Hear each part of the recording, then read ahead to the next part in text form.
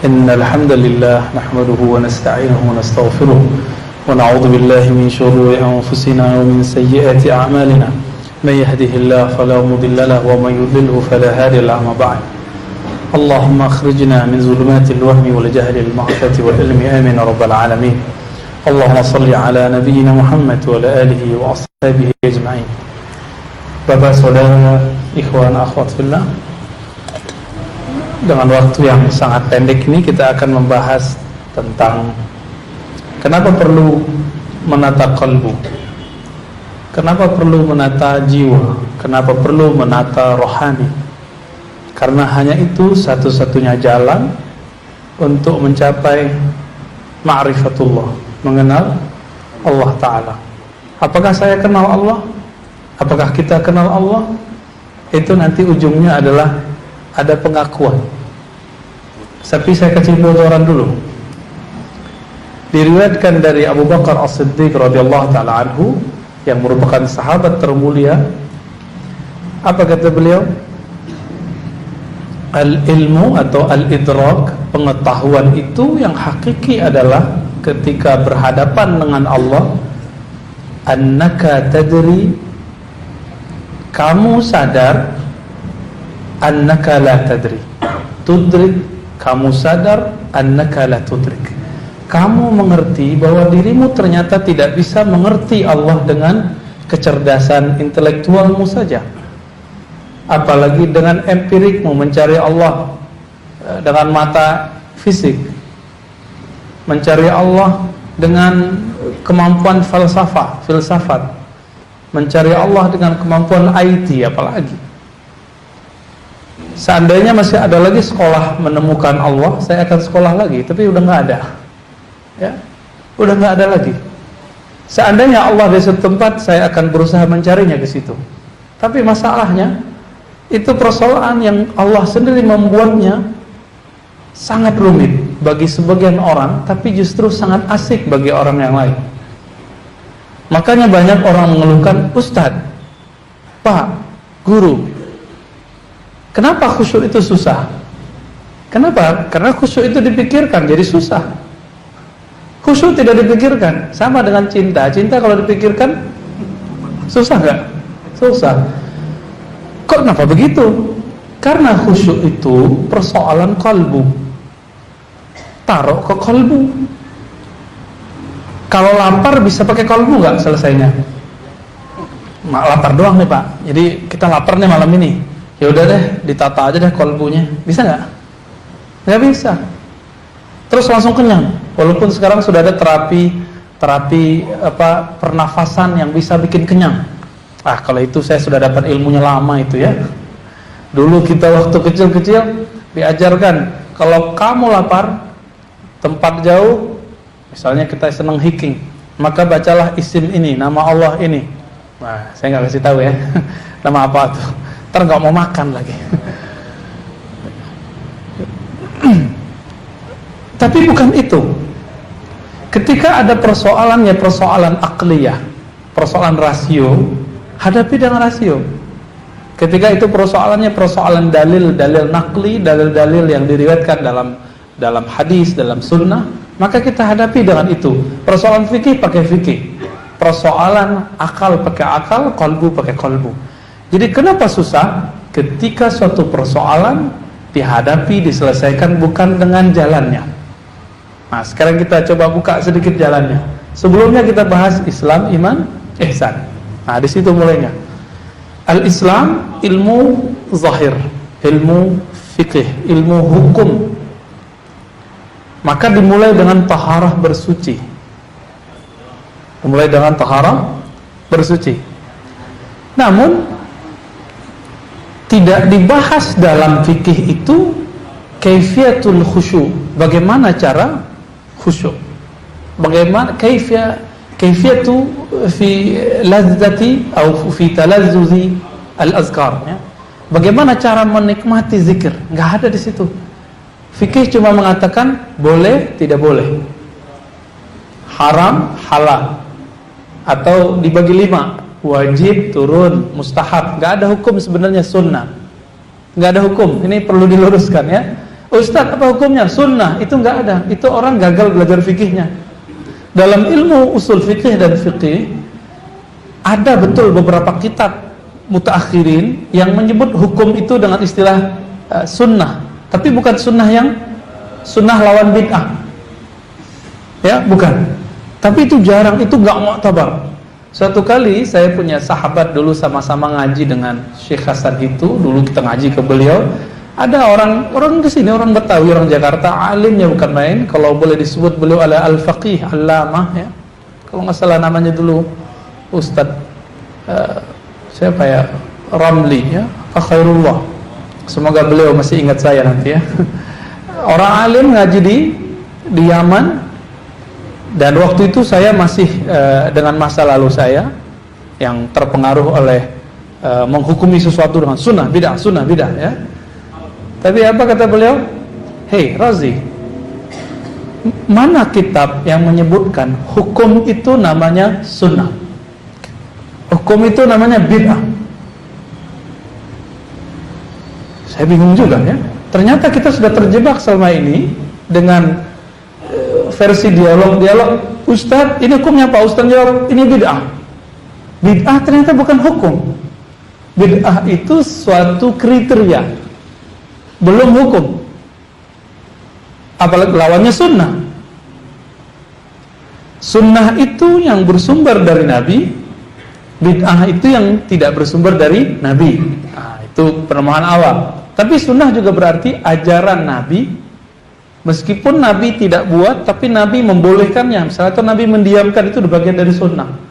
Contohnya, satu kali Nabi SAW sholat, tiba-tiba selesai sholat beliau bertanya, siapa yang menambahkan waktu i'tidal satu bacaan ini? Rabbana lakal hamdu hamdan thayyiban katsiran mubarakan fi. Nabi enggak pernah ajarkan. Kalau yang biasa kita baca apa? Rabbana lakal hamdu mil'us, boleh pakai mil'as ya, mil'us samawati wal ard sampai akhir. Akhirnya orang itu angkat tangan, ya Rasulullah saya. Udah ketakutan dia, takut dianggap ahli bid'ah kali ya. Tapi ternyata Nabi SAW memujinya dan mengatakan, aku melihat ada 12 malaikat yabtadirunaha, berlomba-lomba untuk mengangkatnya ke langit, mengangkat bacaan. Jadi ini kabar gembira bagi kita. Semua yang kita baca itu diangkat oleh malaikat. Pertanyaannya, malaikat itu makhluk fisik atau makhluk rohani? Makhluk rohani.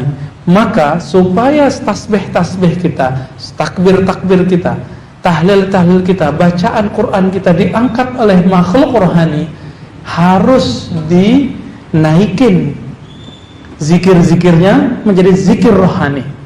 Walaupun dibaca dengan lidah, tapi kualitasnya kualitas rohani. Ilustrasinya seperti ini. Kita tinggalkan sunnah bid'ah karena melelahkan bicara itu ya. Saya sudah lelah ngomong itu bertahun-tahun. Kita hanya jawab kalau itu penting. Ternyata Nabi SAW jarang sekali bahas ini. Dakwah Nabi itu enggak, kalau ketemu orang terus langsung identifikasi ini wajah ahli bid'ah, enggak ada. Ya. Nabi kalau ketemu bukan itu yang beliau lakukan. Apa kata beliau? Sebaik-baik muslim, sebaik-baik amal adalah engkau mengucapkan salam ala man arafta wa ala man lam ta'rif. Kepada orang yang kamu kenal, tidak kenal, kamu sama-sama membacakan salam kepadanya. Kenal atau tidak kenal. Maka orang-orang yang mulai identifikasi berdasarkan penampilan, wah ini kelompok gua nih, ya. Ini kelompok aneh nih. Ini kayaknya beda faham nih. Apalagi mulai ada taklim-taklim yang mengajarkan jangan duduk bersama orang yang beda faham, beda kajian sama kita. Itu udah nggak pakai kolbu itu. Udah nggak pakai kolbu. Apalagi yang mengatakan ditulis di bukunya.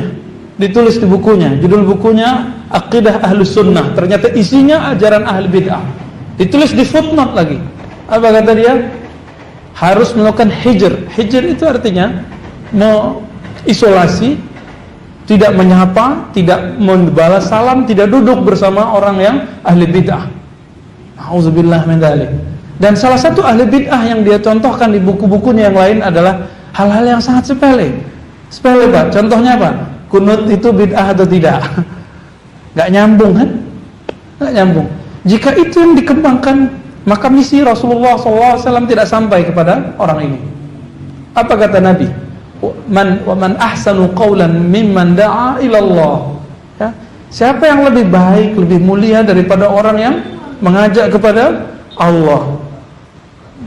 Kepada Allah, bukan kemudian malah menjadi perdebatan-perdebatan seperti ini.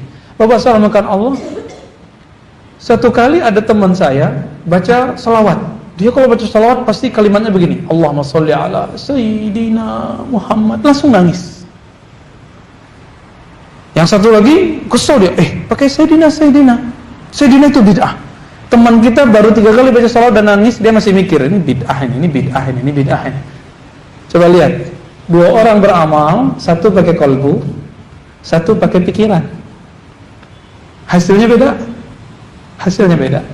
Yang pertama, Allahumma sholli ala Sayyidina Muhammad. Ya Allah, sampaikan salamku, salam rinduku kepada kekasihku Nabi Muhammad sallallahu alaihi wasallam. Itulah salawatnya para sahabat. Abu Hurairah menyebut Nabi dengan sebutan Khalili. Khalili artinya kekasihku, my love. Kita nggak tahu apakah beliau memanggil istrinya Khalili, Khalilati, kita nggak tahu.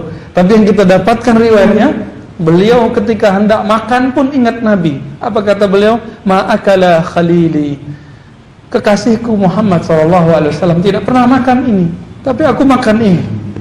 Nabi sudah wafat, tapi masih hidup di kolbunya. Makanya Umar, karena pakai kolbu, memarahi setiap ada orang yang mengatakan Muhammad mati. Itu dia marahi. Kenapa? Itu kalimat yang tidak sopan. Dan dia mengancam membunuhnya. Apakah begitu disebut ahli bid'ah? Ada yang berani mengatakan Umar ahli bid'ah? Pasti Syiah. Pasti itu kelompok yang menyimpang. Pasti itu kelompok yang disebut Rafidhah. Orang-orang yang membenci para sahabat-sahabat kekasih Rasulullah sallallahu alaihi wasallam. Bapak saudara yang mulakan Allah. Jadi ini kajian sebenarnya pengantar kitab Mukhtasar Minhajul Qasidin, karya Imam Ibnu Qudamah, meringkas dari kitab Imam Ibnul Jauzi. Ibnul Jauzi meringkas kitab Imam Ghazali Ihya'ulumuddin. Siapa ini mereka bertiga ini? Kita mulai dari yang belakang, yang pertama tadi kita sebut, Imam Ibnu Qudamah. Imam Ibnu Qudamah ini imam bermadzhab Hanbali. Hanbali itu cikal bakal munculnya Salafi. Jadi ternyata masa lalu Salafi itu punya tokoh sufi, ahli hadis. Siapa dia? Ibnu Qudamah. Ternyata keluarga Ibnu Qudamah ini pernah belajar kepada Imam Abdul Qadir Jilani. Ibnu Qudamah yang pengarang kitab Al-Mughni, ya. Misalnya, ini beda orang ini ya. Ibnu Qudamah yang ini dengan yang itu. Beliau bersama dengan Imam Ibnul Jauzi ngaji kepada Al-Imam Abdul Qadir Jilani. Siapa itu? Pendiri Thariqah Qadiriyah. Ya? Thariqah Qadiriyah. Berapa hari mereka ngaji? Cuma 40 hari, ternyata Imam Abdul Qadir Jilani wafat. 2 imam ini imam Salafi, imam Ahlus Sunnah, imam Ahli Hadis. Ternyata belajar kepada seorang pendiri Thariqah Sufiyah. Orang ini berdua punya muridnya itu adalah gurunya Syekh yang bergelar Syekhul Islam Ibnu Taimiyah. Makanya Ibnu Taimiyah tidak anti dengan apa yang disebut dengan tasawuf, tarekat. Itu dia nggak anti. Dia cuma anti jika tasawufnya itu bertentangan dengan akidah Ahlus Sunnah versi dia. Karena akidah Ahlus Sunnah itu manhajnya ada beberapa. Dia membangun sebuah inovasi baru, membantah kajian sifat 20, Allah wujud qidam baqa. Dia buat metode baru namanya At-Tauhid As-Salasah, ya, Usulus Salasah. 3 tauhid, rububiyah, asma wa sifat. Itu gak pernah ada di zaman sebelumnya secara manhaj, secara materialnya gak ada. Baru yang buat Ibnu Taimiyah, melahirkannya. Namun secara maknawi, istiqra'i, kata mereka ini mungkin ada. Wallahu a'lam, ya. Nanti kita bahas di waktu yang luas insyaallah. Makanya Ibnu Taimiyah yang bergelar Syekhul Islam tidak pernah anti tarekat sufi. Ini perlu digarisbawahi. Bahkan beliau pengamalnya. Imam As-Safadi, salah satu pengikut Ibnu Taimiyah, tapi juga sufi, mu'arrikh, muhaddis. Jadi orang itu dulu multi talent.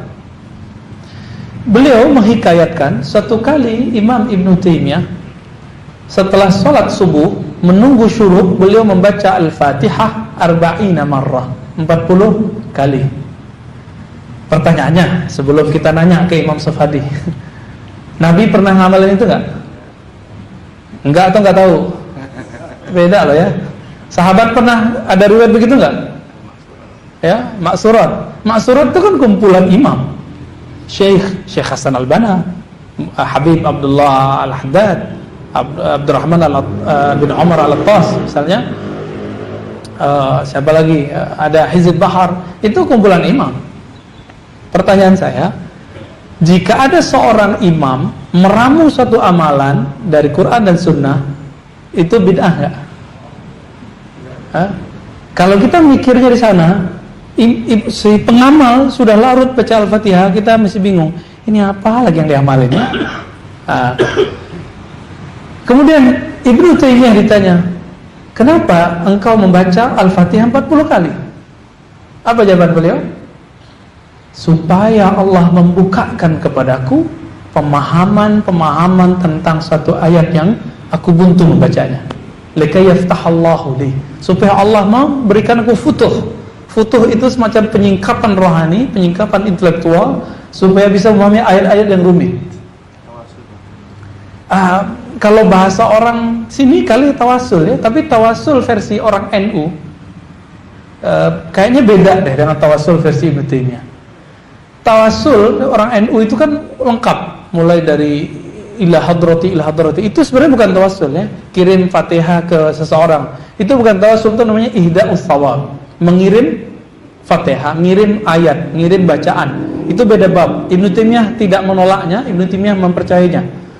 Yang ingin memahami ini dengan baik, baca, ini sering saya sarankan di mana-mana, kitab Ar-Ruh karya Imam Ibnu Qayyim, sudah diterjemahkan di bab tentang apakah amal orang hidup sampai kepada orang mati, dari bacaan, perbuatan dan sedekah harta, bahkan haji, umrah, sampai ke orang mati. Beliau mengatakan sampai, bukan boleh lagi, sampai. Siapa yang ngomong? Ibnu Qayyim, gelarnya Syekhul Islam ya. Ini perlu diketahui sebenarnya. Jadi Imam Ibnu Qayyim, Imam Ibnu Taimiyah ini enggak seperti yang kita bayangkan. Teksnya jelas, teksnya Majmu' Fatawa ini sekarang kan lagi rame ya. Orang mengklaim bahwa Ibnu Taimiyah begini-begini, ternyata enggak.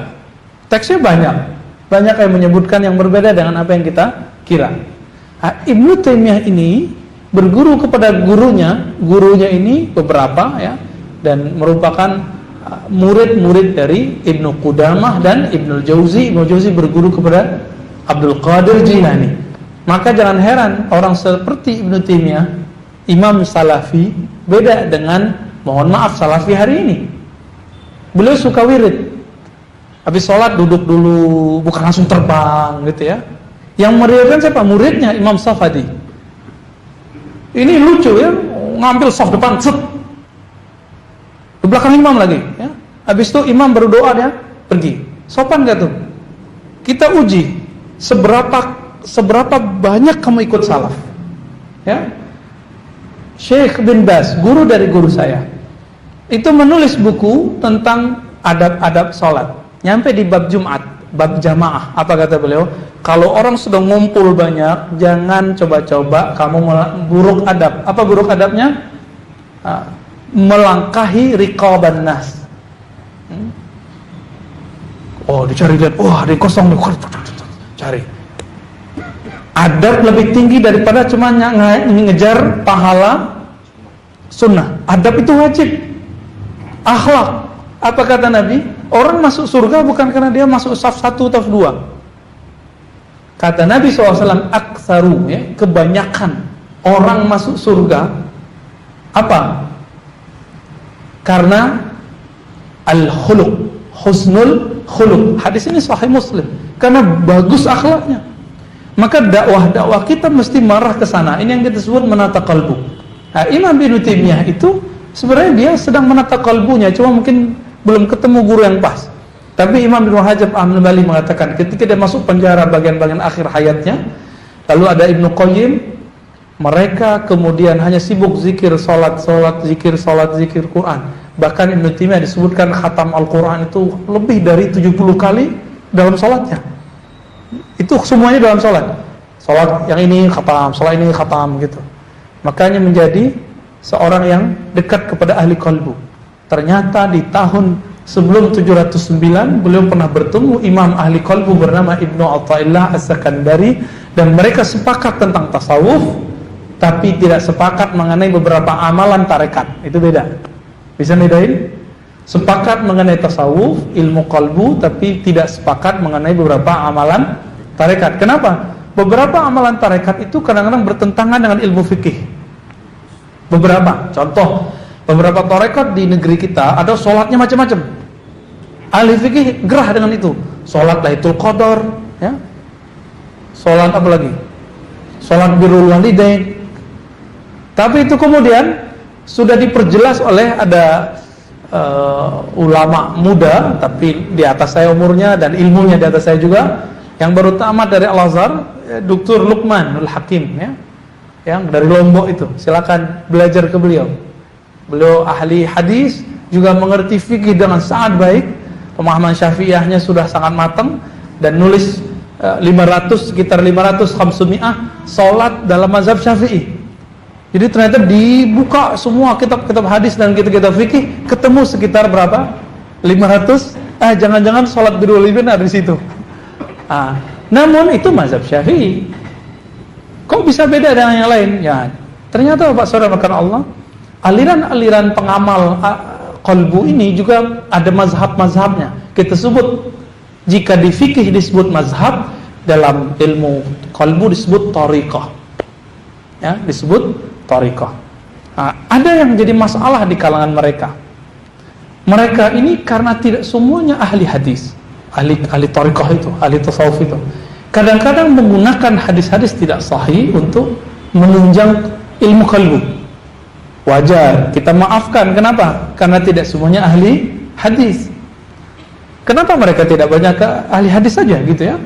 Contoh, ada sebuah hadis tapi maknanya benar. Ini permulaan daripada menata qalbu. Man arafa nafsahu faqad arafa rabbahu. Ini secara ilmu hadis, bukan hadis, ya. Ini perkataan siapa? Siapa yang kenal dirinya, kenal Rabbnya, kenal jiwanya, kenal Rabbnya, kenal hatinya, kenal Rabbnya. Ada yang menyebut Ali bin Abi Thalib, ternyata kita cek nggak ada, ya. Terus apa lagi?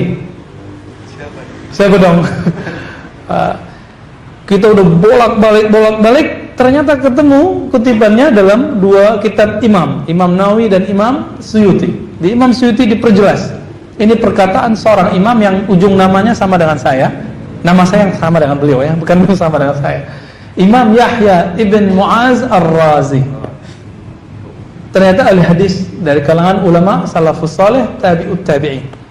Yahya bin Mu'az Ar-Razi, beliau ini ulama qalbu, ahli riwayat, suka mengatakan kalimat-kalimat yang unik. Salah satu kalimat yang unik adalah man arafa nafsahu faqad arafa rabbahu.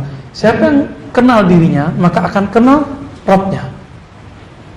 Kalimat ini, kata Imam Nawawi, kalimatnya benar, tapi jika disebut perkataan Nabi tidak benar. Loh, kok ada begitu? Ya, banyak hadis palsu itu isinya benar, tapi jika kita katakan hadis Nabi, kita jadi nggak benar. Contoh, an-nazafatu minal iman. Tuh, dicontohin tuh, ya. Kebersihan bagian dari iman. Itu hadis nggak? Enggak. Itu mahfuzat. Mahfuzat apa arti mahfuzat? Petatah Arab. Hadisnya mana? At-tuhur syatrul iman. Kesucian itu separuh iman. Itu baru ada hadisnya. Barangkali ini penjelasan hadis, dikira itu hadis. Selevel Imam Ghazali masih kena, coba. Apalagi yang bukan Ghazali, ya. Makanya orang-orang nggak paham yang buruk adab terus ngejek Imam Ghazali. Imam Ghazali itu hidup di zaman yang bukan nggak ada digital. kitab-kitab belum dicetak, nggak bisa di copy paste, copy pas, ya, gitu ya, salin. Kita kan begitu. Sekarang orang sampai S3 itu begitu modelnya, ya. Makanya tadi saya mau nulis disertasi dalam bahasa Arab, kata dosen saya, gak usah, karena kalau pakai bahasa Arab bahaya, gampang mencapal Pak. Sekarang sudah banyak aplikasi dalam bahasa Arab, tinggal copy. Maka kalau ada orang yang disertasi Arabnya tebel, kita curiga. Copy paste itu, ya.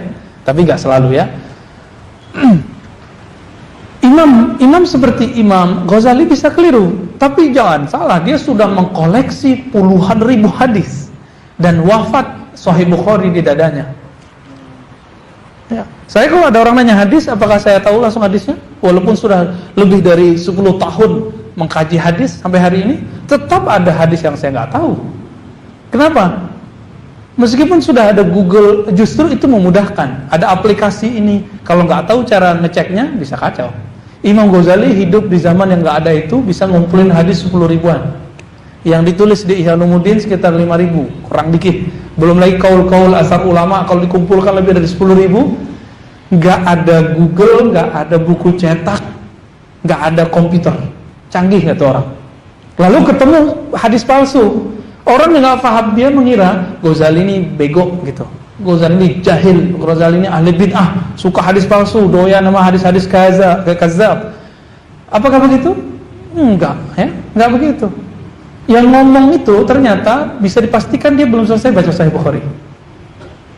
Biasanya, jarang ya, 1-2 paling. Apalagi baca Ihya Ulumuddin. Paling dia baca karya orang tentang Ihya Ulumuddin. Saya karena mendengar begitu langsung teliti bukunya, ketemu sekira 300-an hadis. Emang hadisnya palsu. Kalau hadisnya ada 5.000, buang 3.000, jadi berapa? 4.700 masih bisa dipakai. Sahih, Hasan dan Dhaif masih bisa dipakai. Yang palsunya buang. Ya. Kenapa kita nggak begitu? Karena kita nggak baca, itu aja problemnya. Jadi siapa yang coba-coba ngejek Imam Ghazali berhadapan sama kita? Ya? Kita mewarisi ilmu Imam Ghazali dan kita menganggap seperti Syekh Al-Buti mengatakan, Zafrul Ghazali, kuku Imam Ghazali lebih afdal daripada Al-Buti. Al-Buti itu ayah dari guru saya. Saya berguru ke anaknya Syekh Taufik Al-Buti. Jika ayahnya yang kealimannya di atas kita jauh, yang sering debat sama Syekh Albani dulu, ya, makanya Syekh Albani gak tahan tuh ya di Suriah, karena debat terus sama ulama Suriah. Salah satunya Syekh Al-Buti menilai dirinya tidak lebih baik daripada Imam Al-Ghazali, bahkan kuku Ghazali lebih baik daripada dirinya. Saya setelah baca karya Imam Syekh Al-Buti, saya menganggap ya Allah, kukunya Syekh Al-Buti lebih baik daripada Ar-Razi. Antum bisa bayangkan, ya. Lalu karena keilmuan itu rapuh sedikit, kita nggak akan tolak Imam Ghazali. Oke, kembali ke yang tadi. Jadi hadis man arafa nafsahu faqad arafa rabbahu itu bukan hadis. Nah, namun ada satu bab. Ada nama imamnya Al-Imam Ibn Arabi. Imam ini ahli hadis, tapi orang-orang yang benci tasawuf akan menyerang beliau sehingga berhasil. Lalu menukil teks-teks yang tidak berasal dari beliau untuk mengatakan Ibn Arabi adalah orang-orang yang seperti Syekh Siti Jenar. Ternyata Syekh Siti Jenar pun beritanya nggak benar. Berita orang tentang Syekh Siti Jenar nggak benar juga. Jadi ternyata dari dulu Syekh kami, Syekh Badid Said Al-Laham mengatakan ahli hadis dulu, ulama-ulama dulu, ketika berbicara ilmu hakikat ma'rifatullah, ilmu tasawuf, ilmu qalbu, mereka punya resiko. Apa resikonya? Hoax. Orang-orang nanti akan buat cerita palsu tentang beliau. Ghazali korban. Yang paling parah Ibnu Arabi. Maka selevel Ibnu Taimiyah mengkafirkannya. Selevel Ibnu Taimiyah mengkafirkannya, bayangkan. Tapi Imam Subki tidak. Imam Subki justru mengatakan Ibnu Taimiyah yang keliru. Ibnu Taimiyah mengatakan yang ragu tentang kekufuran Ibnu Arabi dia kafir. Tuh, bayangkan bagaimana orang-orang itu emosional dalam beragama. Imam ini simbol ulama-ulama ahli qalbu. Menulis kitab yang ajib judulnya Al-Futuhat Al-Makkiyah. Tapi kitab itu disisipkan oleh beberapa orang bahwa Ibnu Arabi mengatakan hal-hal yang tidak pantas tentang Allah. Apa itu? Bersatu, manunggaling, kaulo Gusti, agak gitu-gitu ya. Bersatu dengan Allah. Ternyata nggak ada. Ibnu Taimiyah sendiri nggak konsisten ketika mengkritisi Ibnu Arabi. Nah, ini nggak jadi menata qalbu deh ya. Baru ilmu tentang menata qalbu atau ilmu tentang orang-orang yang menata qalbu. Baru orang-orangnya, tokoh-tokohnya. Gak apa-apa lah ya. Ini baru pengantar. Ibnu Taimiyah ketika menuduh Ibnu Arabi As-Sufi Al-Muhaddis Al-Kabir, dia nggak konsisten. Dia mengatakan Ibnu Arabi Imam Al-Hulul, Ittihad, Wahdatul Wujud, tiga. Padahal tiga hal ini beda. Hulul itu hamba didatangi oleh Tuhan sehingga jadi kayak air masuk ke dalam gelas, sehingga menyatulah air dengan gelas. Masuk hulul, masuknya Tuhan kepada zatnya hamba. Itu hulul. Kalau ittihad, hamba naik kemudian nyatu kepada Tuhan. Kalau wahdatul wujud, tidak ada hamba, tidak ada Tuhan. Yang ada cuma Allah. Tiada dia, tiada kamu, tiada aku. Yang ada cuma dia. Maka aku adalah dia. Itu kacau lagi kan? Saya udah cek, satu pun tidak ada teks Imam Ibnu Arabi di Futuhat Makkiyah, ada 9 jilid yang menyebut tentang ajaran itu. Justru beliau anti dengan itu.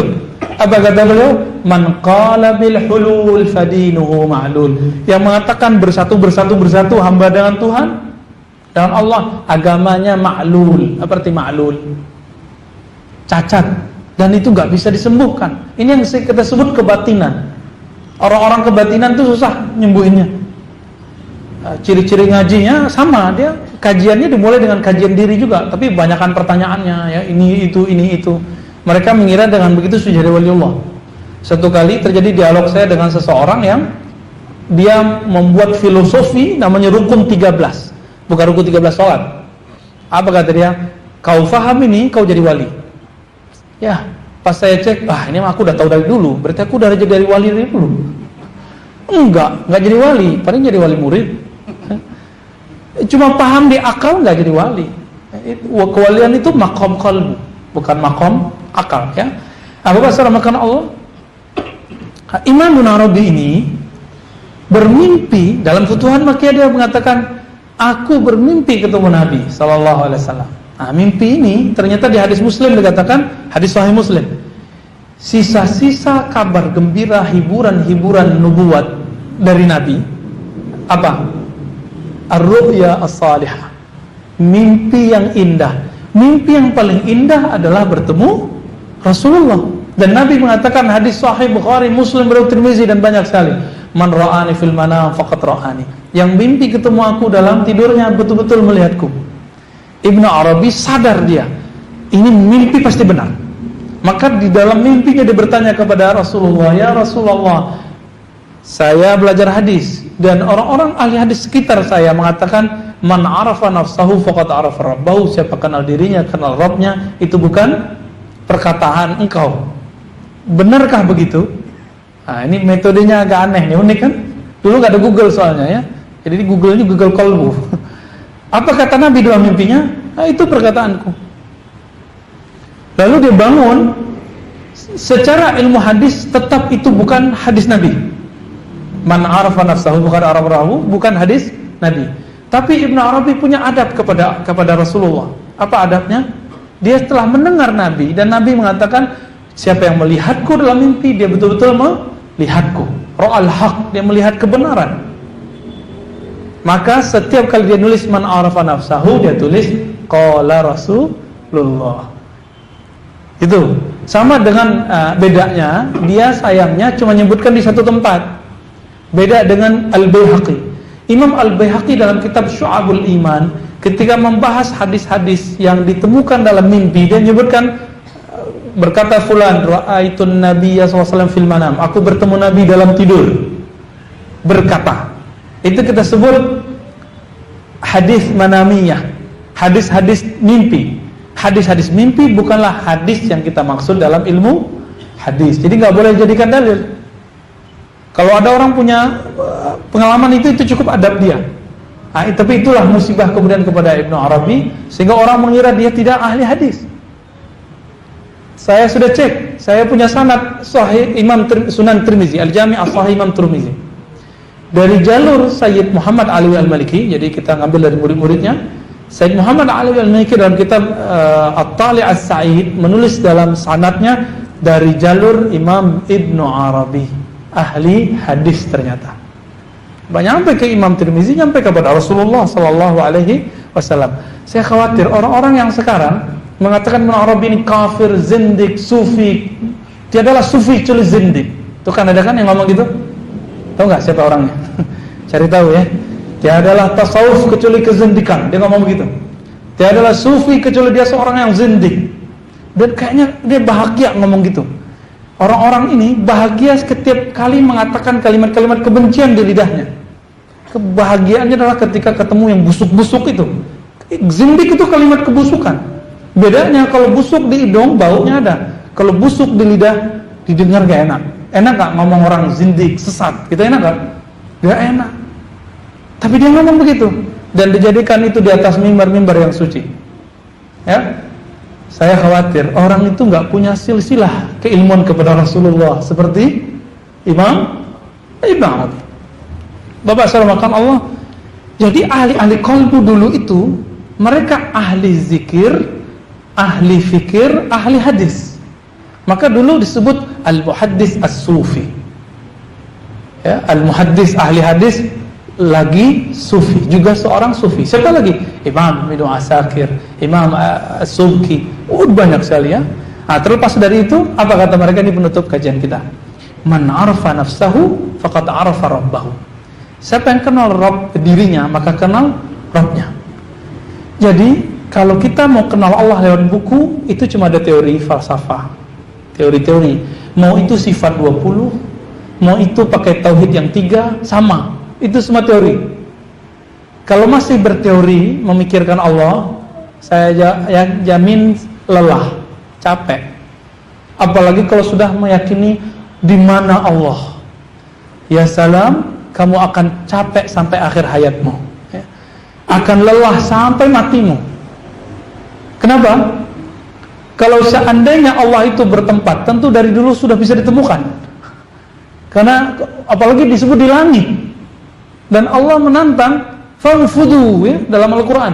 Jika kamu sanggup untuk menembus langit, famfudu, maka tembuslah. Seandainya Allah di suatu tempat, tentu Allah bisa dikejar. Mereka mau coba-coba mikirkan Allah. Coba buang itu semua. Kajian-kajian mengenai itu ditaruh dulu deh ya. Itu ada pembahasan khususnya. Sekarang siapa yang kenal dirinya? Kenal dirinya dengan apa?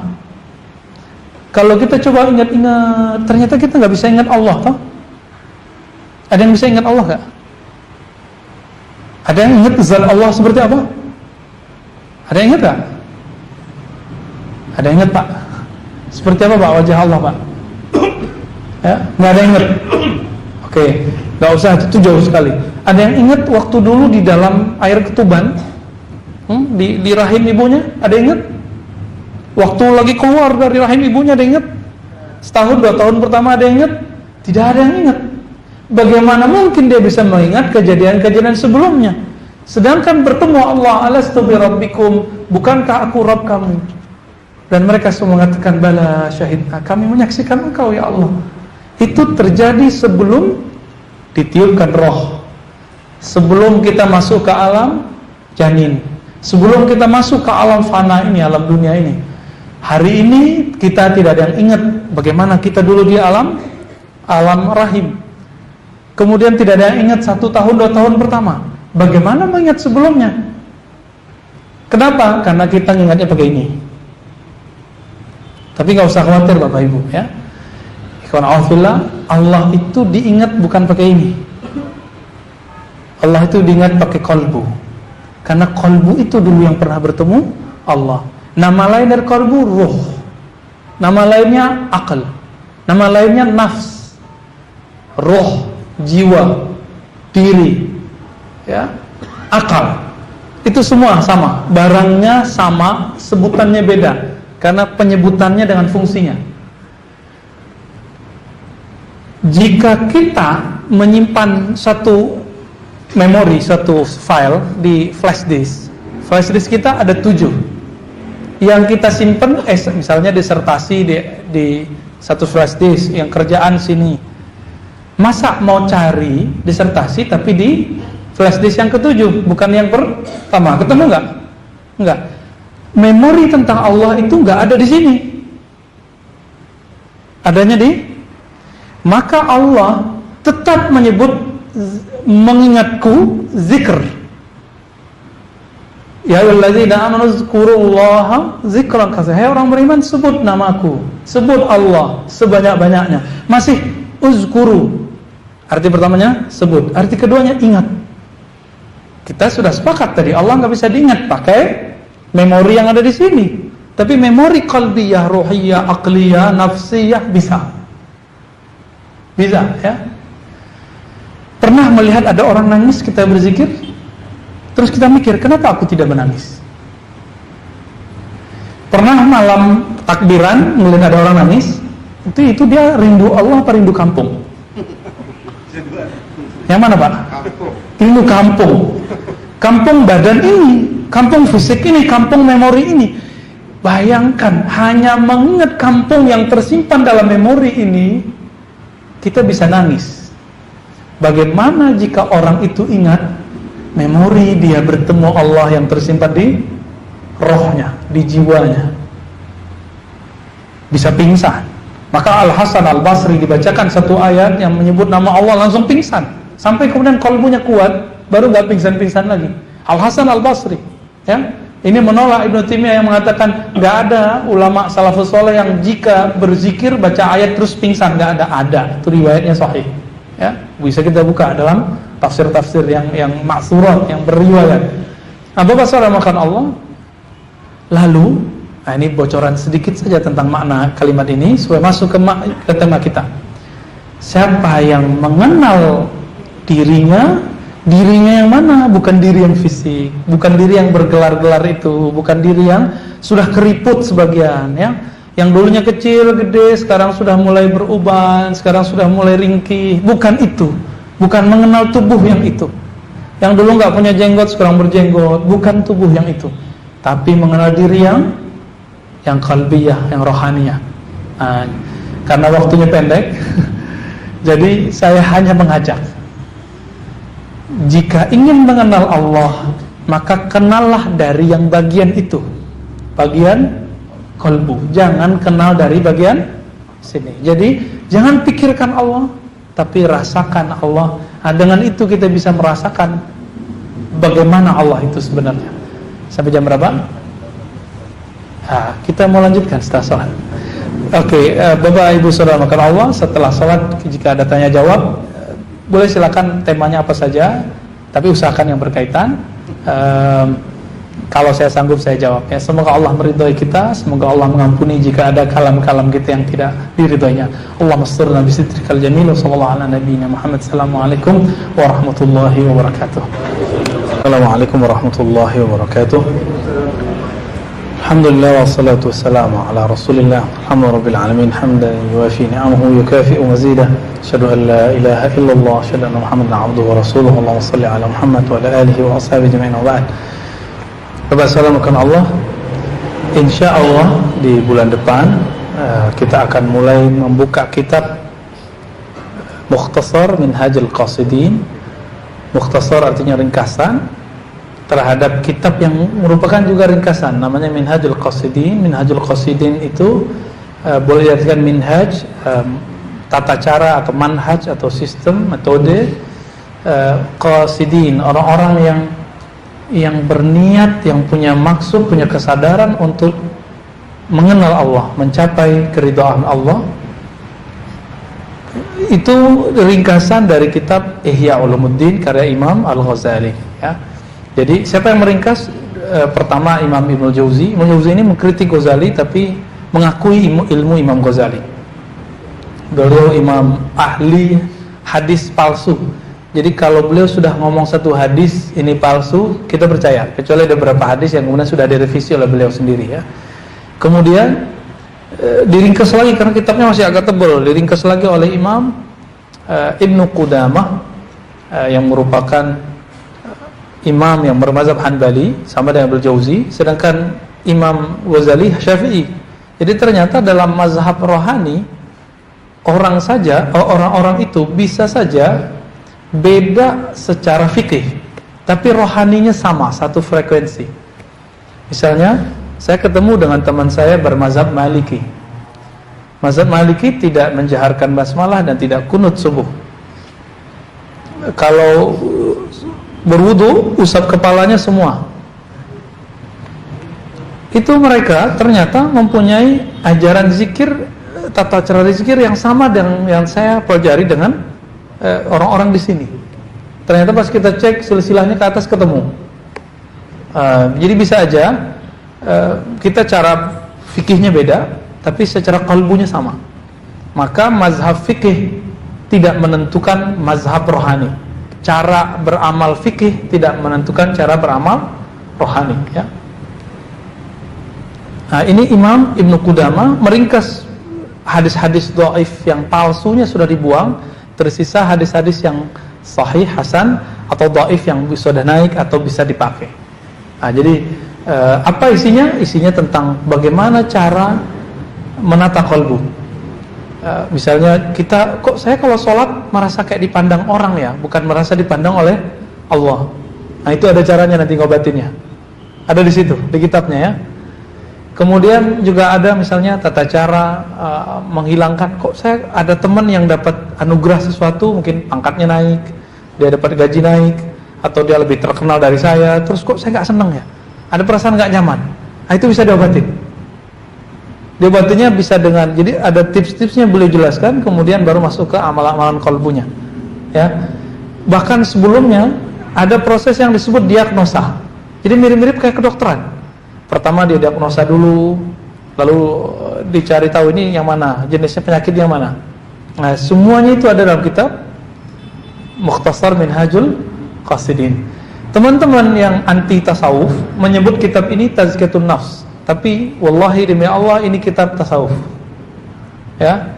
Jadi ternyata orang yang nggak mau mengistilahkan kata tasawuf sama aja, cuma beda nama. Saya dialog dengan guru saya dulu namanya Syekh Ahmad Darwis, ahli hadis, yang punya situs judulnya Allah.com ya. Masih ada kayaknya ya. Itu ahli hadis, berjajar ke Syekh Abdul Aziz Al-Ghumari. Saya pernah tinggal sekitar sebulanan dengan beliau, habis itu beliau pindah. Apa katanya? Wah, bertasawuf bertarikat itu bikin orang takut dihujat orang. Jadi kamu gak usah ini dan segala macam. Kenapa? Kamu bertasawuf bertarikat nanti dihujat orang. Nah, namun sekarang kita bersyukur dengan adanya Ustadz yang dari Riau itu ya, Ustadz Uwas, dan beliau dengan gagah beraninya mengatakan saya bertarekat. Akhirnya demam beberapa ustadz bertarekat walaupun dia belum ngambil. Uwas mentalkin salah seorang calon presiden, demam itu pada demam mentalkin, padahal talkin itu pakai sanad, harus dapat ijazah dari gurunya. Ini mentalkin aja. Jadi kayaknya beliau itu Allah kasih suatu anugerah maker juga ya, bikin tren gitu ya. Semoga Allah jaga beliau. Semenjak begitu, sejak beliau mengatakan saya bertarekat Naqsyabandiyah, saya bertarekat Syathariyah, saya bertarekat Syadziliyah, itu rata-rata ustadz kemudian saya tanya. Jadi saya kebetulan juga termasuk tim di salah satu lembaga zakat yang mengirim dai keluar, namanya Cordova, Korps Dai yang dompet duafa. Kita nanya-nanya beberapa mereka. Jadi kita tanya tentang pengetahuannya tentang keilmuan keislaman sampai di bab akidah, fikih, tasawuf. Sampai di situ saya tanya, bagaimana pendapatmu tentang orang ustadz yang bertarekat? Oh, dia paham maksud saya. Akhirnya, saya tidak bertarekat, saya tidak bertasawuf, tapi saya yakin ya ustadz itu punya alasan kuat, punya dalil kuat kenapa dia harus bertasawuf. Nah, kira-kira begitu. Maka semenjak saat itu kajian-kajian tentang zikir tarekat pun jadi ramai. Namun saya sudah lama mengkaji itu ya. Kita sudah buka kajian ta'lim kitab-kitab hadis plus kajian tasawuf semenjak tahun 2008. Dari 2008 sampai sekarang udah berapa tahun tuh? 2019 ya. Saya udah mengkaji. Jadi kita buka kajian hikam, kajian Ihya Ulumuddin. Udah lama ya, alhamdulillah. Semoga itu tanda ridha Allah Ta'ala. Amin ya rabbal alamin ya. Baik Bapak, Saudara, makan Allah, sampai sebelum jam 8 kalau ada tanya jawab, tafadhal. Assalamualaikum warahmatullahi wabarakatuh. Assalamualaikum. Ya, terima kasih Ustaz tadi menyimak ceramah Ustaz. Ada 3 yang ingin saya tanyakan. Kayaknya borong nih. Yang pertama mengenai tadi yang ada sahabat atau siapa tadi yang menambahkan doa selain doa yang tinggal. Iya. Kedua tahiyat dan redaksi pakai Sayyidina. Kalau dan saya tugaskan sholat itu ikut dan diikat dengan hadis as-sallu kama ra'aytumuni usolli. Artinya tidak boleh menambah dan mengurangi, itu betulnya Ustaz. Yang kedua mengenai kan banyak tarikan jadi yang ada dari dalam tarikan itu ada yang namanya sampai yang 37, kemudian sampai tambahkan daging, kemudian macam-macam. Pertanyaannya bagaimana mengidentifikasi bahwa sebuah tarikan itu tidak menyimpang dari Quran Sunnah, dan bagaimana kriteria musyrik yang ideal, yang ketiga yang terakhir mimpi di pertemuan Rasulullah Sallallahu Alaihi Wasallam. Kalau masalah Umar pernah bermimpi dengan Rasulullah. Kalau Umar mungkin kita percaya karena beliau melihat fisik Rasulullah dan bersama Rasulullah, di mana ada Umar sudah Rasulullah. Nah, pertanyaannya bagaimana kalau kita yang tidak pernah melihat Rasulullah, tidak pernah tahu spesifikasi secara spesifik fisik Rasulullah, apakah mungkin kita bisa berpikir dan itu betul-betul baginda Nabi Muhammad Sallallahu Alaihi Wasallam? Terima kasih. Allahumma sholli ala Muhammad. So, kok ingatnya ada yang pertanyaan 3 doang ya? Yang pertama tadi tentang menambah bacaan. Menambah. Oke. Pertanyaan pertama, bukankah Rasulullah SAW mengatakan sallu, ini hadis Bukhari, sallu kama ra'aitumuni sholli ya. Ternyata yang nanya udah hafal hadisnya ya. Sallu, salatlah kamu sebagaimana kamu melihat aku salat. Enggak ada hadis sallu ka salati. Salatlah seperti aku salat, enggak kuat kita. Yang ada cuma sallu kama ra'aitumuni sholli. Karena sahabat itu banyak yang melihat Nabi, maka setiap sahabat punya cara mengenai salatnya. Ada sahabat yang hanya memandang secara fisik, ada yang sampai tembus ke dengan kalbunya, maka cara salat mereka beda-beda. Lalu bagaimana dengan hadis tadi? Ada sahabat yang tidak disebutkan namanya, harus disebutkan rajulun, yang menambahkan bahkan mengganti Rabbana lakal hamd, itu di belakangnya diganti. Ya. Hamdan thayyiban katsiran mubarakan di dalam salat bahkan. Kok ada kalimat yang diganti? Itu bisa nanti untuk menjawab Sayyidina sekaligus. Lalu malah Nabi mengatakan Allah ya punya malaikat, ada sekitar 12 malaikat. Ternyata di hadis Imam Nasai disebutkan arbaun, bahkan salasun, arbaun. Kita ambil yang paling sahih itu yang 12 itu ya. Di hadis itu disebutkan bahwa ada 12 malaikat yabtadirunahum ayyuhum yabtadirunahum. Mereka berlomba-lomba bagaimana agar menjadi yang pertama mengangkatnya ke langit. Apa arti hadis ini? Bahwa Nabi membolehkan orang berekspresi dalam memuji Allah dengan bahasa-bahasa yang sesuai dengan bahasa kenabian. Dan ini disebut dengan hadis takrir. Takrir. Dalam ilmu fikih pun ini disebut fathun. Itu membuka. Membuka apa? Ruang untuk boleh menambahkan apa yang Nabi kasih ruang untuk boleh ditambahkan. Untuk bagian itu boleh. Tapi di luar itu kayak Fatihah kan nggak boleh ditambah. Iyyaka na'budu wa iyyaka nasta'in ditambahin. Iyyaka nad'u. Nggak boleh, ya.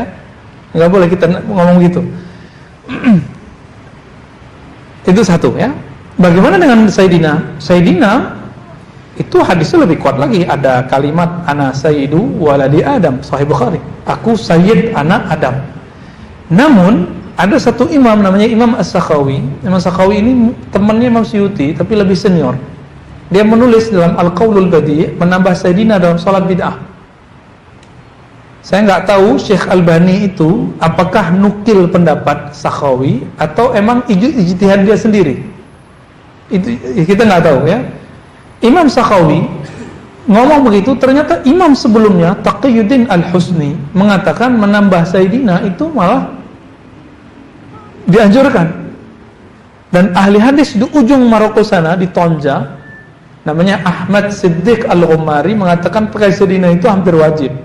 Maka di zawiyah beliau setiap kali nyebut asyhadu anna Muhammadan itu ditambahin Sayyidina, asyhadu anna Sayyidana Muhammad. Ya, di daerah kita ada di Tebet tempatnya Bang Adi itu ya, nggak jauh dari situ ada zawiyah Raudhah. Itu ada sahabat kita Gus Nafis ya, sering mendatangkan syekh-syekh dari Arab yang ahli hadis, ahli zikir, ahli qalbu, ahli sanad. Salah satunya Syekh Abdul Mun'im. Dia punya om ya, paman besarnya lah, mengatakan bahwa pakai Sayyidina itu wajib. Siapa kamu gitu? Ahmad Siddiq Al-Ghumari, ahli hadis yang terakhir digelari dengan Al-Hafiz. Hafiz artinya banyak hafal hadis.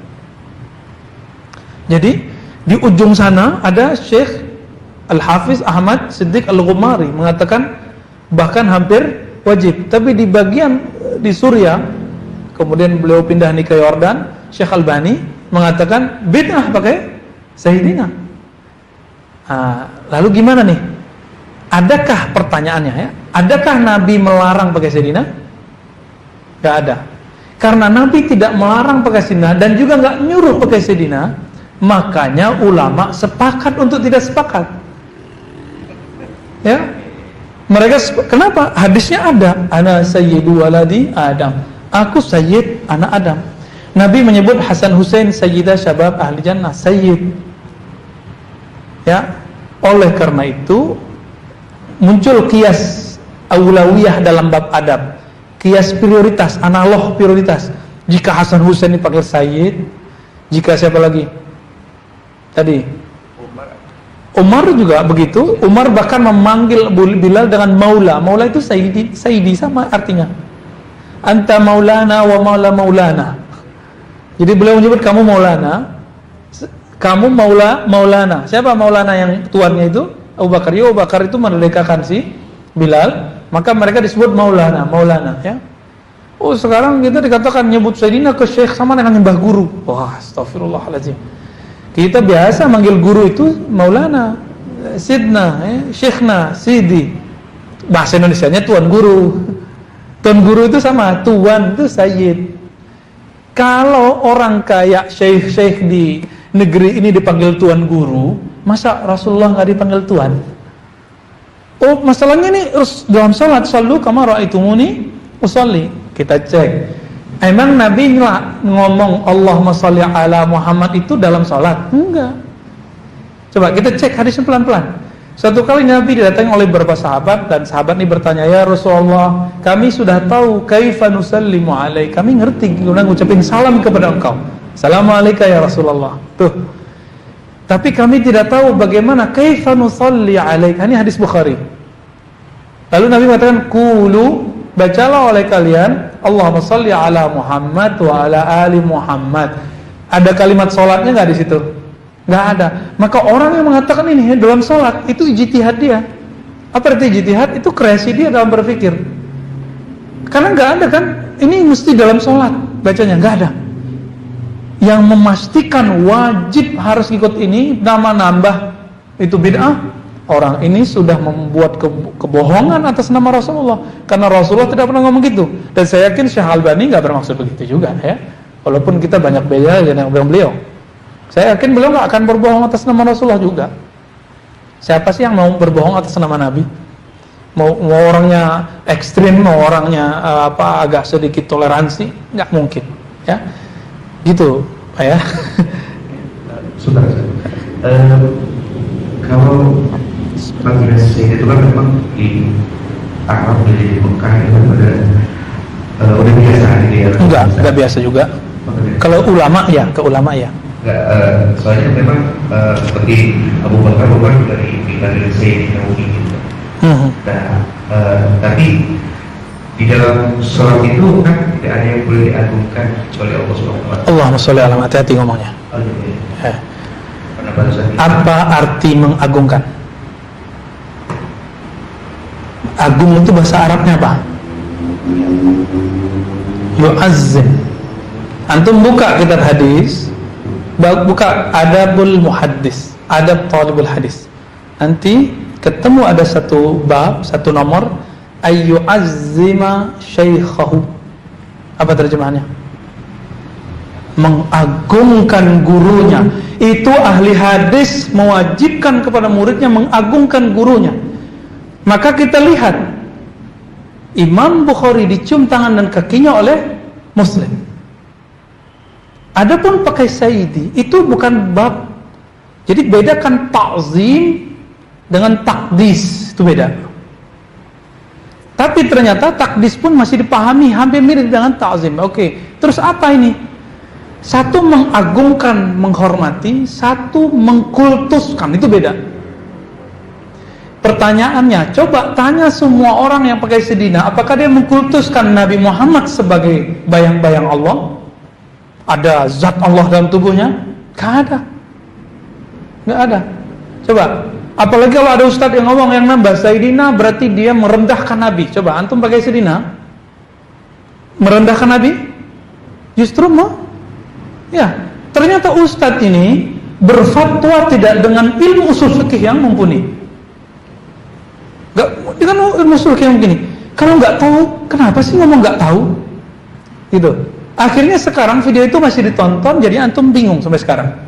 Ya kan? Video itu masih ditonton. Padahal dia sudah revisi di bulan depannya. Apa kata dia? Menambahkan sama dengan merendahkan Nabi. Allahu Akbar, Allahu Akbar, Allahu Akbar. Kalau nambahin Rabbana lakal hamdu hamdan thayyiban katsiran itu tidak bid'ah. Bagaimana nambahin Sayyidina? Dan menambahkan Sayyidina tidak ada bab takdis, itu cuma bab hurmah, menghormati. Oke, coba antum sebelum salawat kita baca apa? At-tahiyat, terus assalamu alayka, itu ta'zim bukan? Ta'zim. Kurang apa? Assalamu alayka ya ayuhan nabi. Nanti mazhab antum beda lagi sama Syekh Albani. Pakai assalamu alayka apa assalamu alayna? Atau assalamu ala nabi?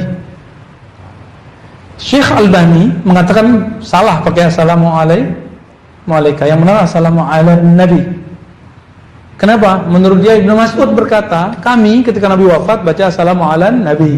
Kami, maka dikembangkan oleh Syekh Albani mengatakan assalamu alayka ketika Nabi sudah wafat tidak boleh. Yang boleh pakai assalamu ala nabi karena sudah wafat. Ijtihad lagi, Nabi nggak pernah ngomong.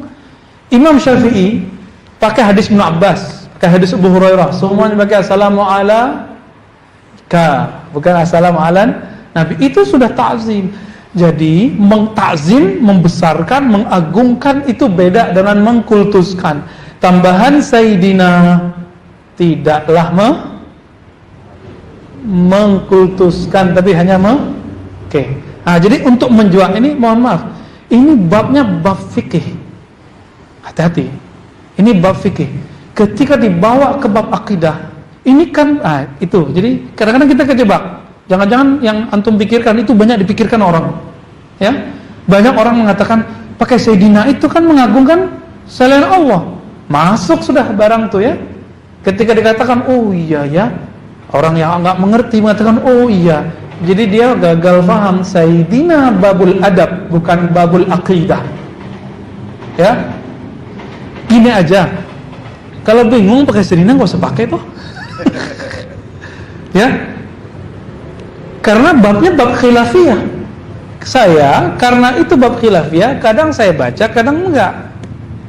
Kalau saya baca Sayyidina, berarti saya ngikutin Sidi Ahmad Ghumari, Taqiyuddin Al-Husni, imam pengarang kitab Hifatul Akhyar. Dia ngomong di kitab yang lain ya. Kalau saya nggak pakai Sayyidina, saya nggak ikut Albani, karena Albani nggak bermazhab. Fikihnya nggak bermazhab, dia cuma punya satu sanad kepada Rasulullah lewat Syekh Raghib Tabbagh dalam hadis, satu sanad doang.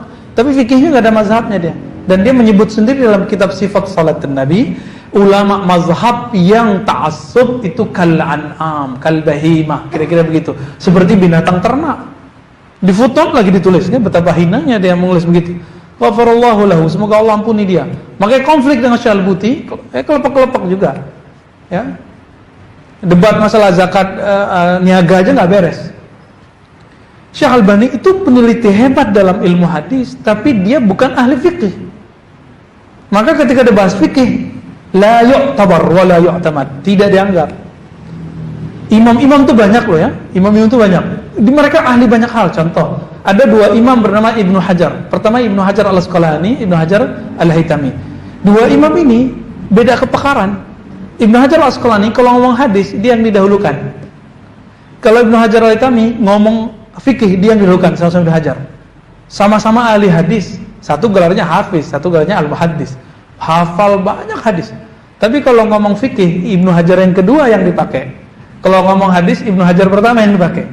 Syekh Albani itu seharusnya munsif, dia tahu diri. Begitu juga pengikut-pengikutnya seharusnya sadar. Syekh Albani itu nggak pernah kuliah, nggak pernah kuliah formal. Sekolah satu madrasah, madrasahnya terbakar, terus pindah ke madrasah lain. Habis itu langsung dengerin kajian Syekh Baitor, Syekh Fulan, kemudian langsung masuk ke perpus.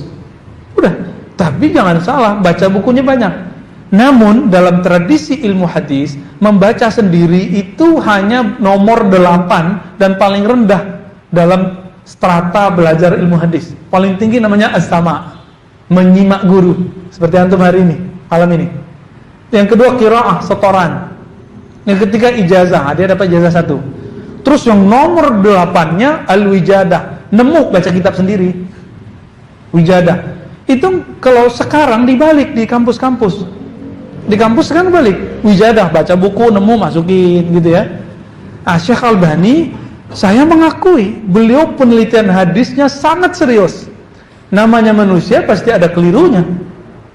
Maka dikritik oleh salah satu yang pekritik paling baik itu dan objektif, tidak pakai hujat-hujatan, namanya Syekh Bashar Awan Ma'ruf, doktor profesor dari Irak.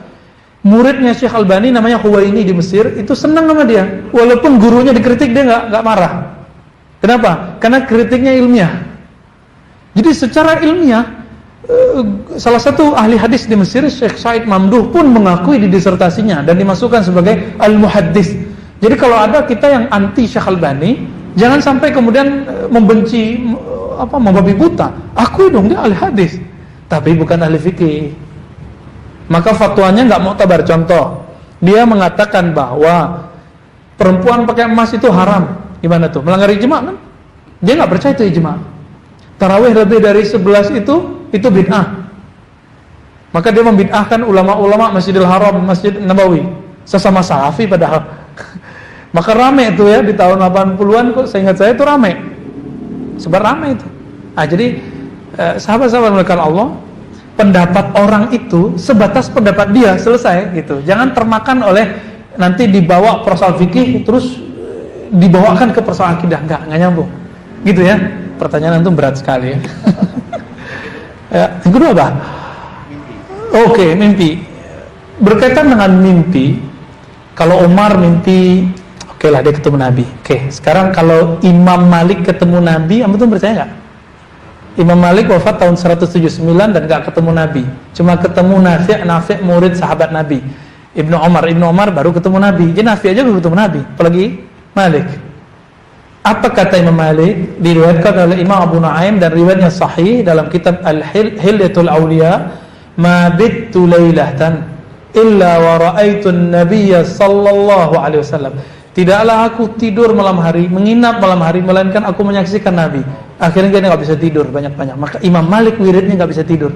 Dia sholawat, baca hadis, kecuali waktu sakit dan kelelahan. Gimana mau tidur?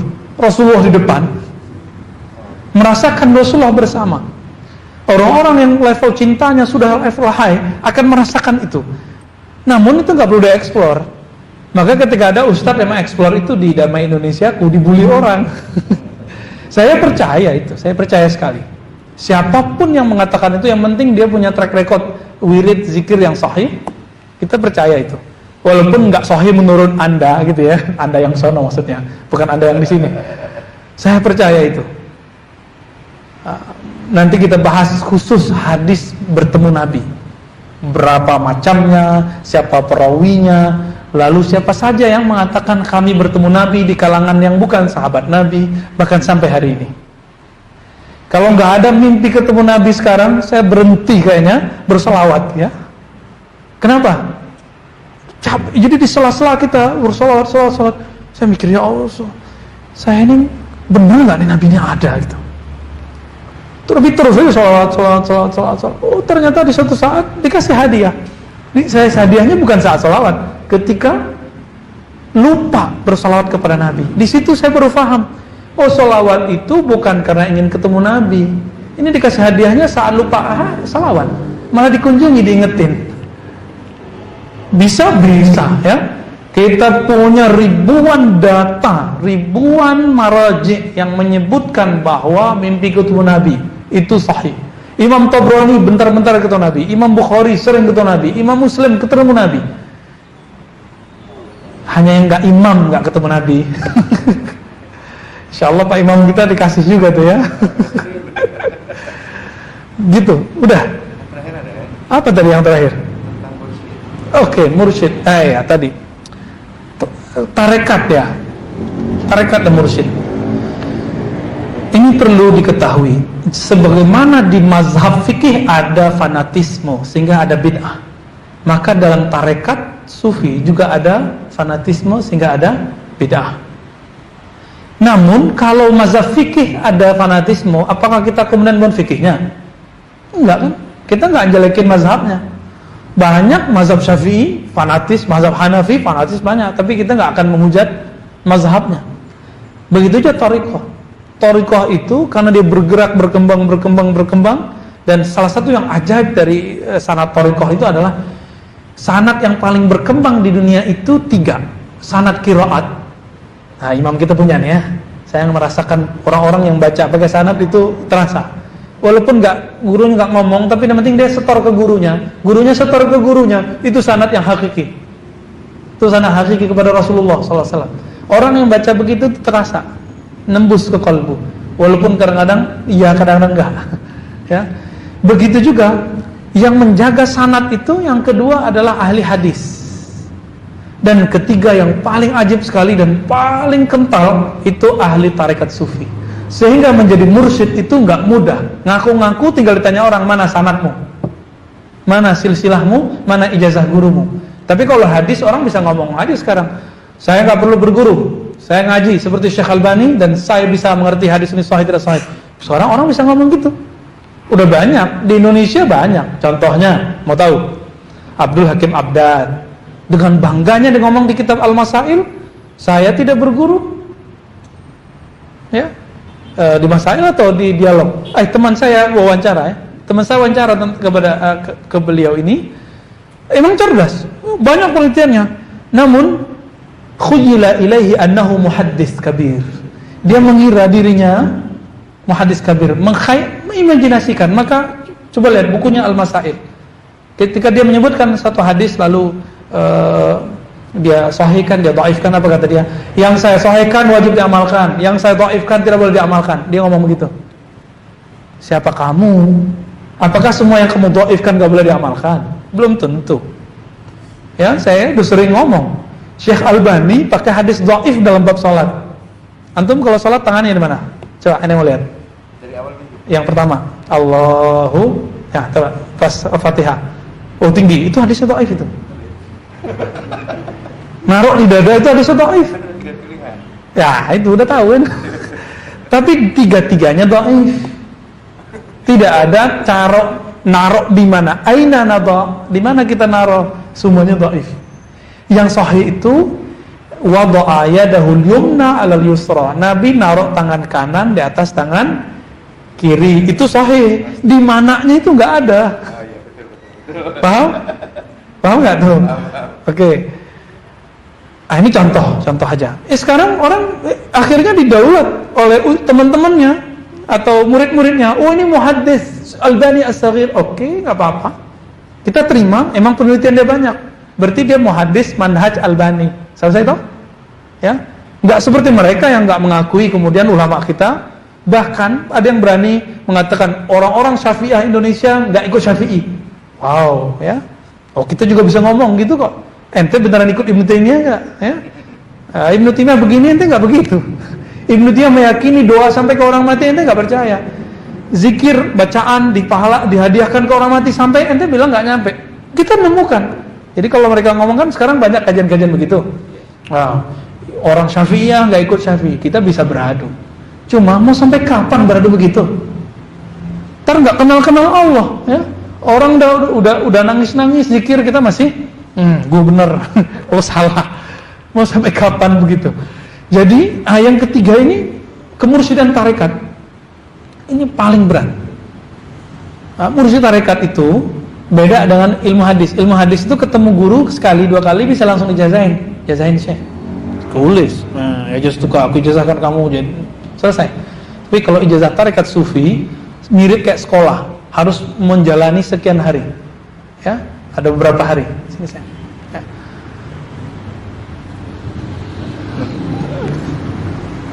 Maka saya ketika menemukan fenomena ini, saya kembali lagi ke jalan para ulama ahli hadis dan isnad untuk menyelamatkan dan melestarikan dan menjaga 3 sanad ini minimal. Ada lagi nanti di luar sanad fikih, sanad akidah, ya. Tapi minimal itu dulu. Sanadnya harus lengkap ya. Oh, lengkap. Jadi mursyid, gimana cari mursyid? Pastikan mursyidnya bersanad. Dapat ijazah kemursyidaan, kalau enggak, no. Tersesat nanti. Karena ngaku mursyid itu gampang, ya.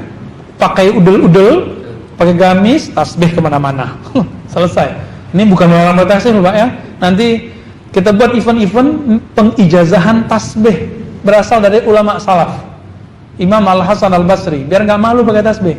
Ya, ada hadisnya, ada bukan hadis Nabi, tapi hadis tabi'i disebut matbu', hadis maqtu', ya, hadis yang terhenti di sahabat namanya tabi'in namanya Al-Hasan Al-Basri. Nanti ya, insyaallah. Cukup, udah jam 8, udah warning nih. Semoga bermanfaat. Nanti insyaallah kitab Syarah Mukhtasar Minhajul Qasidin itu sudah banyak terjemahannya. Saya berharap kalau ada yang punya, beli, nanti sama-sama kita buka. Nanti kita suapkan bagaimana cara memahaminya. Ya, kita suapin satu-satu gimana cara memahaminya pelan-pelan. Udah ada ya. Dan yang menerjemah uniknya itu teman-teman Salafi. Maka kita bersyukur adanya Salafi di Indonesia. Banyak terjemahan buku-buku berkualitas, ya. Namun ada juga yang kita harus waspadai. Wassallallahu ala Muhammad.